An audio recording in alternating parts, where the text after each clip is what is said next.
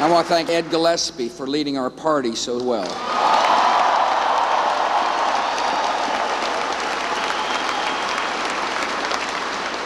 I want to thank the thousands of our supporters across our country. I want to thank you for your hugs on the rope lines. I want to thank you for your prayers on the rope lines. I want to thank you for your kind words on the rope lines. I want to thank you for everything you did to make the calls and to put up the signs, to talk to your neighbors, and to get out the vote.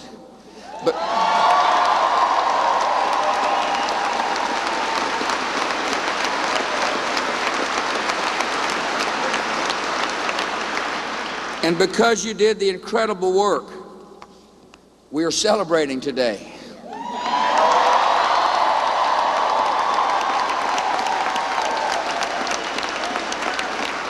There's an old saying, do not pray for tasks equal to your powers. Pray for powers equal to your tasks.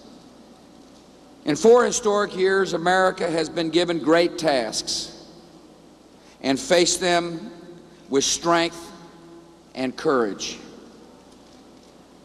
Our people have restored the vigor of this economy and shown resolve and patience in a new kind of war. Our military has brought justice to the enemy and honor to America.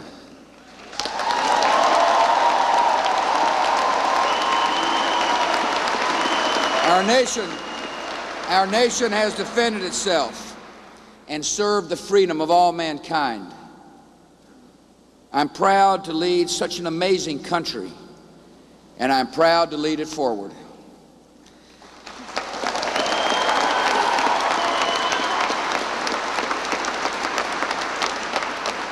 Because we have done the hard work, we are entering a season of hope. We will continue our economic progress.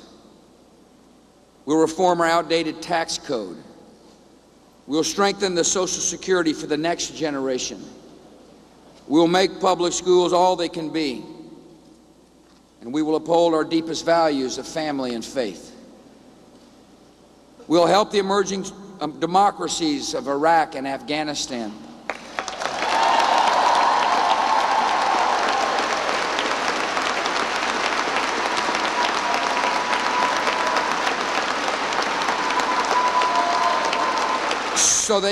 So they can grow in strength and defend their freedom. And then our servicemen and women will come home with the honor they have earned.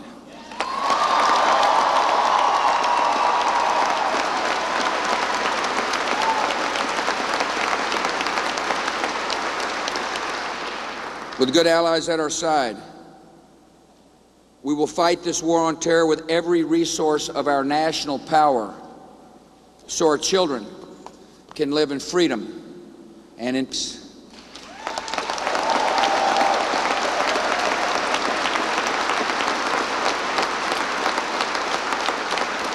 Reaching these goals will require the broad support of Americans.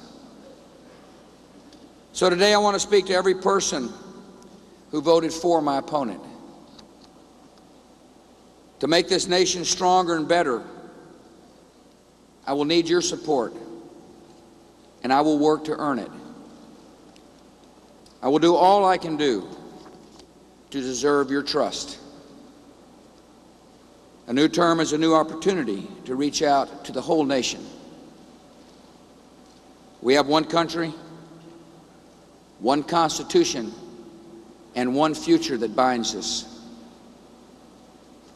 And when we come together and work together, there is no limit to the greatness of America.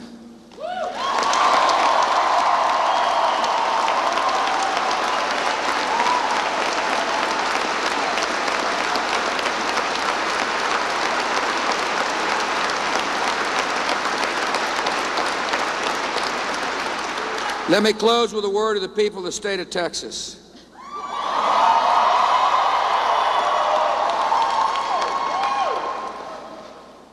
We have known each other the longest, and you started me on this journey.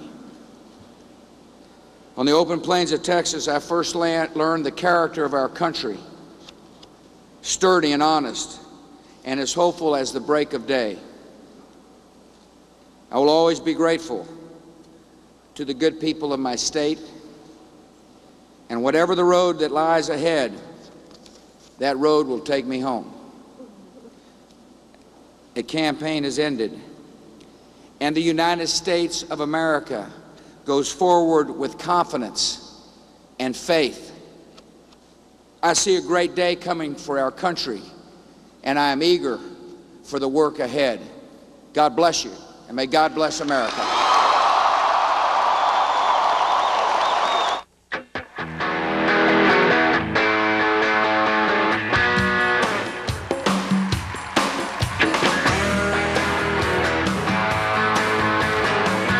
The President and Laura Bush, the Vice President, and Lynn Cheney at the Reagan Center in Washington, D.C., a victory speech, a speech in which the President clearly sought to reach out to Democrats, reach out to those who voted for his opponent, John Kerry, asking for their support, says he will try to earn their support in the coming 4 years. Judy Woodruff, he was gracious in his victory speech, and he praised John Kerry, saying that John Kerry was very gracious in that phone call to him earlier today. He did. He complimented John Kerry on a gracious call.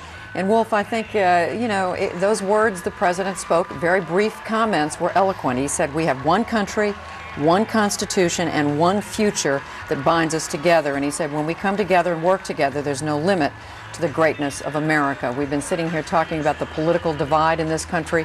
There is hard work to be done to try to heal that divide, to even begin to heal it.